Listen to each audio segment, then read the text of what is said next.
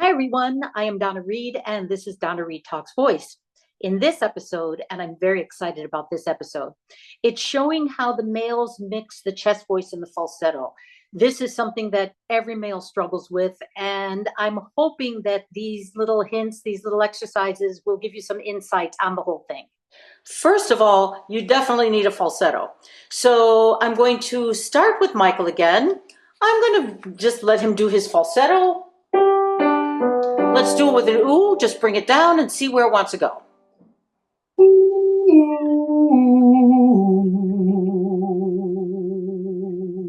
And does that seem like a falsetto on the bottom one? Yes. Okay, so right off the bat, what I would do to make sure that a little bit more chest voice comes in there is I'll have him sing ooh, ah, and just see where your voice wants to go with that. Ooh, ah. And obviously that was more chest voice. Yes. Now that's one of the ways that we blended the falsetto with the chest voice.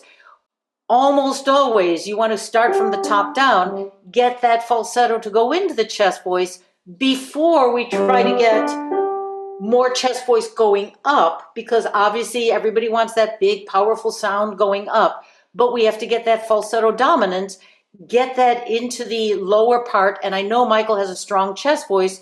Most people who sing, their chest voice is probably stronger than their falsetto. If there's a constricted chest voice, that's a different story, but we're not dealing with that right now. So we're going to keep going lower with this. And the same idea, ooh, ah, and just let it ease into that chest voice, see what happens. Ooh,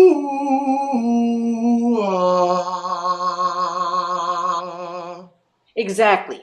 And the key is nice and easy on that chest voice, because you know it's a little bit on that upper side. Ooh, ah. Now for the next one, ooh, ooh, ah, ah. Ooh, ah. Now, I almost said something about the one before, but I left it alone. This one on the bottom note, what did you do? You did something, right? There was a tiny bit of I could feel a little closing in the rib cage on the last note on the one. And then you fixed it, right? Yeah. Yeah, I heard it. I heard it in the sound, because the one before, if you listen carefully, and again, I ignored it. I'm like, oh, let's keep going. But the last one, at the very end of the bottom note, it was a little bit under the pitch. Something went a little like that. I said, all right, fine, we'll leave it alone. Then we did the next one. It almost started to happen again, and then Michael recognized it and just said, nope, not going to do that. Yeah. That's what I mean about the self-awareness. Now, again, he's been working with me a long time, so he knows these little subtleties, but that was brilliant. And especially under pressure, when you're here and you're recording something and you know people are going to see it and all of that, that was brilliant. Let's keep going with it. And same thing, let's do the ooh, ah, ah, and you just be mindful of that bottom note. Ooh, ah. Yeah. Now that we got that going that way, we're going to go the other way. Okay. You're going to do that on the bottom, and you're going to do a piano ah on the top. Don't worry if it's chest voice, falsetto, whatever is easy, and then you come back down. Ah.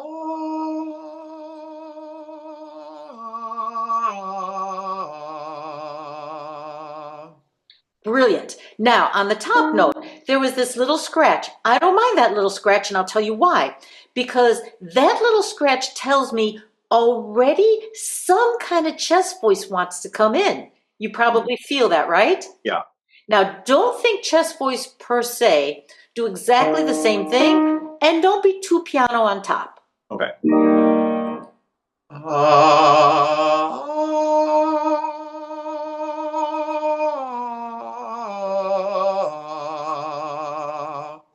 And again, I don't mind those little scratches. Functionally speaking, and we listen functionally, not aesthetically, that tells me the chest voice wants to come in. So then I changed the exercise again to help that chest voice come in. You're going to do exactly the same thing, and you're going to make a crescendo on that top one, and then you come down.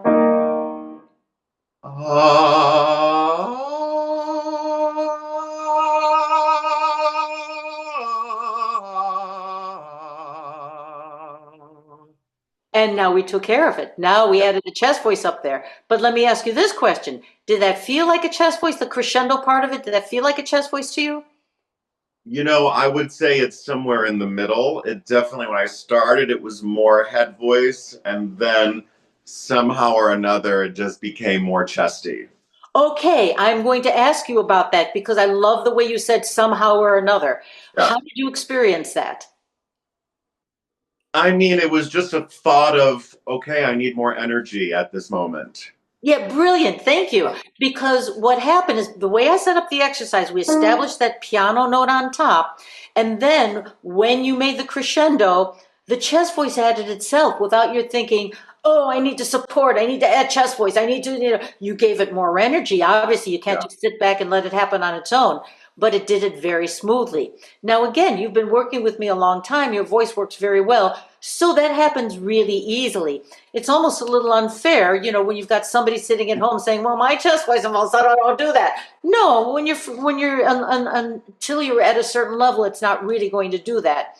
But what I'm going to have you do again, because you're just so brilliant and you can do it, I'm going to have you start with the that really false piano falsetto, Uh-huh. and I want you to make the crescendo to the chest voice, but don't let it be so smooth. Okay. So just consciously let it kind of really clunk into a chest voice. Do you want me to do the octave jump? Yeah.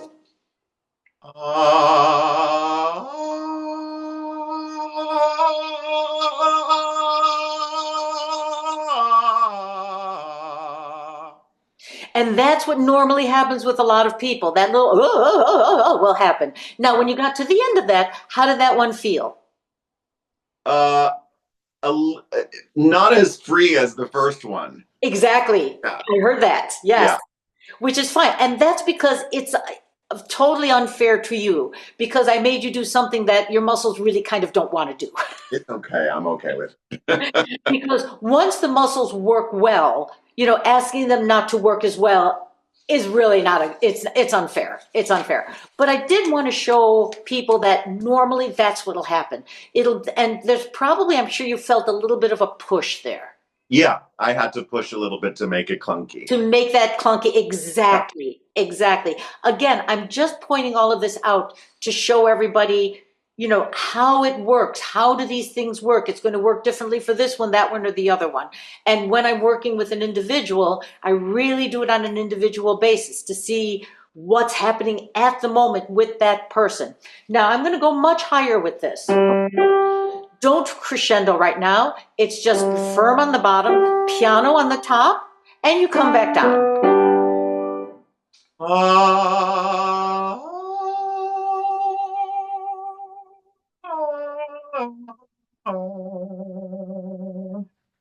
We lost a little bit with the audio. Okay. But if people can hear past the audio, it went pretty smoothly on the way down, right? Yes, Okay, great. Now that top note, you would say that that's on the falsetto side, right? it is, but it's a weird falsetto. It's got a little bit of a pull, like a connection to the bottom. Exactly, exactly. Yeah. I'm glad you put it that way because that's exactly what happened.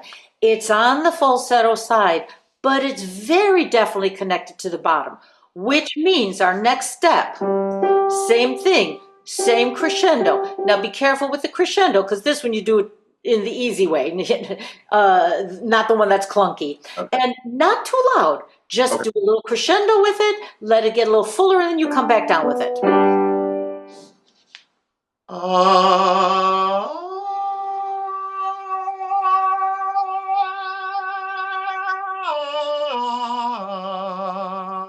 Yeah. Sorry.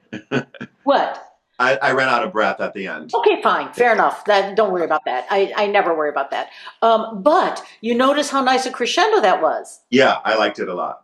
Now, how did you experience it in terms of what did you do to have that crescendo happen? Maybe nothing, maybe a lot, maybe, what happened there?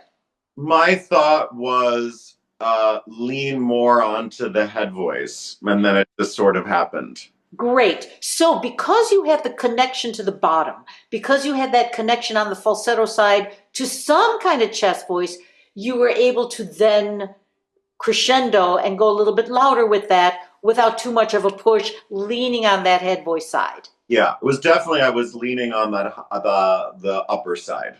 And it definitely sounded like a chest voice. Now, When I say something, I think it's sure. interesting for a male, and Donna knows this. The world is hearing it because Donna says it's a chest voice. Inside of me, it doesn't feel like a chest voice. Thank you for bringing that up because I find that with my male students all the time. Yeah. Because I'll tell them, yeah, that's chest voice. They'll say, no, it's not. No, I can't sing that. That's not chest voice. No, no, no. Because it feels more like that upper side. And Right. it feels like the upper side because you have a very free falsetto upper side. And when it feels freer, then it feels more on that falsetto side because the chest voice, like years ago, before, would go up there and just be constricted. Right. But a And it lot would of be people, more kind of shouty and yelly. exactly. But speaking of which, now I'm going to have you you're going to do cat, cat, cat, cat, and you're going to be belty with it. Okay. Cat, cat, cat, cat, and just see where your voice goes. Cat, cat, cat. Ka ka ka ka ka ka ka. Definitely more chest voice, Yes. definitely beltier. Yes. And that feels more chest voice, right? It feels more chest voice, but it's got that same direction as the other one. Yes. So Yeah. you feel that little bit of chest voice, Yeah. but it's still upper side dominant and obviously not constricted. Yeah, for sure. So this is tricky. This is to blend these registers and get them going just right for the male and that upper part of their voice is really tricky because first, bottom line, we want it so that it's not constricted. It has to be not constricted before you want to go big and, get the big belty and, sing all the songs and do all the things. Because if you sing a song, and I hear this a lot with people, if you're working on a song and you sing it 2 or 3 times and your voice is tired, there is something dramatically wrong with that. Mm-hmm. And people don't think twice about that. Well, yeah, I sang it 3 times and then my voice was tired. Well, then you're doing something real wrong. Yeah. So you have to get it so that it's more on the upper side and you have to get more of that falsetto participation, which is difficult if the falsetto is weak. Mm. But now we're going to go to Martin. Martin, I'm going to have you do the same thing. You're going to let's do it down here. So you're going to do that ferma, quiet, piano. Don't worry if it's falsetto. Don't worry if it's chest voice. And then you come back down with it. Ah, ah.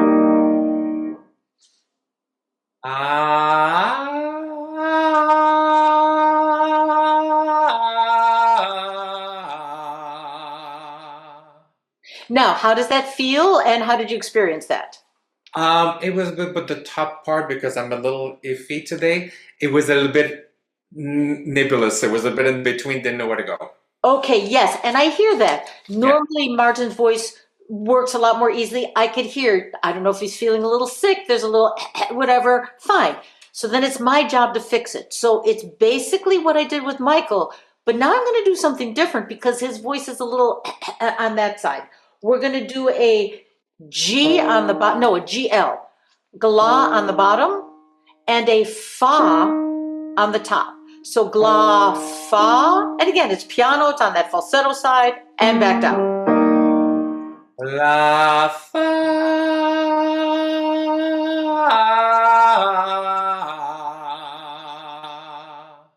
And that was a little bit easier, but still not quite. All right, yeah. I'm actually going to change the vowel. Okay. So do the ah that you're doing is a very broad ah, and normally that's fine. So what I want you to do instead is I want you to do an ah. So make it a little bit more vertical this way. Okay. So, but still the same thing, gla, fa, and a little bit more vertical, less horizontal, and back down. La fa.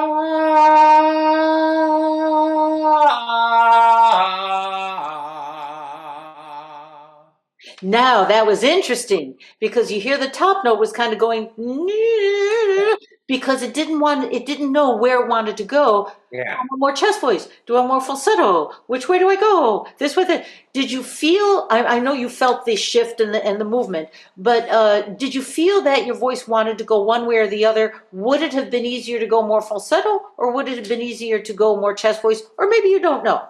No, because when it feels like this, and it's usually the passaggio when you're not feeling 100%. That is the hard part to blend. So it's like, okay, what am I doing? Like usually it doesn't work as usual, so it's a little iffy. Exactly. And that's exactly where I'm at in the passaggio. Yeah. So I'm going to add another thing to help it. You're going to do the gla again, and you're going to do the top note with a fa, fa, fa. Okay. La, fa, fa, fa, but still keep that vertical ah the way you just did, which I think is working a little bit better. So gla, fa, fa, fa, fa, and then come back down.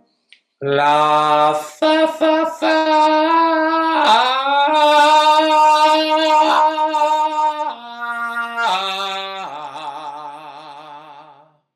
And you know what? I'm glad this is happening because it's showing people when it doesn't work. I'm just doing it to show you, Exactly. Thank you. I appreciate that. It demonstrates my point. Yeah. Now, I'll tell you where I want to go with that. I think we need to go a little bit bigger, and it needs to be a little bit more on the chest voice side, but don't think chest voice. Okay. You're not going to do the staccato, and you're just going to do the gla, fa, but just a little bit louder. Okay. And then come back down. La fa.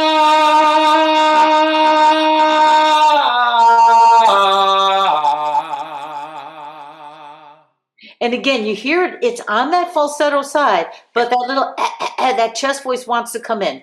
All right, now what happens if you consciously let that chest voice come in?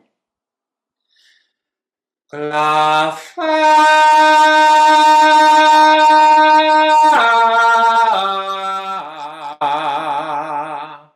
Now that's a little bit more comfortable, right? Yeah. Because it's not going all over the place. Yeah. So instead of doing the piano one, we did the more forte one and added more chest voice. Step 2, I don't know if this is going to work given the condition of your voice today, but we're going to try it. You're going to do exactly the same thing. Then you're going to go softer with it. Yeah. So go softer and let it go into a falsetto. Now, be very careful to watch your body and your air that you don't squeeze and push the air. But establish the loud one first, really let it settle. Then remember, you need a lot of energy to go softer with it and let it go softer. And it may not be smooth, and let it go softer to more of that falsetto-like sound and then back down. La fa.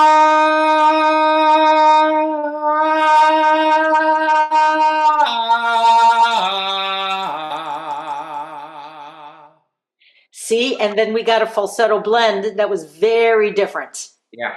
And that felt better. Yeah, absolutely. Now that really, I'm so grateful that this happened because it points out how everybody is different all the time. So with Michael, we did the piano and did a crescendo, and that worked beautifully. But now that didn't work with you. So what did we do? We did it louder, and then we did louder to softer. So total opposite. I mean, it's still the same jump, but we still blended the registers in a very different way. So again, everybody's an individual. Everything works different all the time. So that's a great, just the kind of beginnings of what we do to put that falsetto and the chest voice together. Thanks for watching Donna Reid Talks Voice. If you have any questions for me about this episode, or if you'd like to join me on a future episode, please visit donnareidtv.com and click Contact.